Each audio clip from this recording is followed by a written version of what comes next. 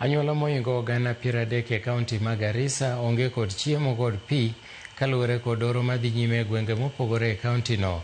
Kolose romo moyiedhi mar nono midhiero no, Gavana ma Garissa Nathif Jama olero ni e kind ward 30 e kaunti no, ward 18 duto ema ok okwaki kod midhiero mar nong'no, ka koro dwaro ni sirikal mondo ng'i wachno ero kapok odhi marach. Jamna bende wacho ni gisekale midhiero 4 duto mag oro ma koro keto ngima jodak makono kod le e kind Akuru gi Sumbi. We are sounding an alarm that the situation of the drought is extremely biting. It's becoming extremely hard for the pastoralist communities and for many settlements.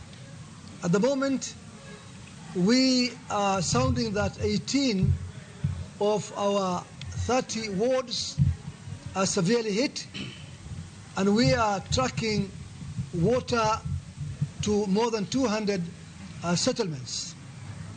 This follows 4 consecutive seasons of failed rains. So in essence, the community has not recovered from the first drought, neither has it recovered from the second, third, and even the fourth. So it is a situation that is getting dire, and a lot of support is required so that we safeguard or protect our people, our livestock, and our wildlife.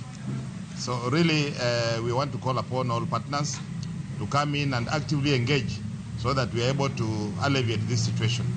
And that's why we are appealing to all stakeholders and to everyone, including the national government, to ensure that we fast-track the aspects of additional water resources be channeled to us, the aspect of activate the commercial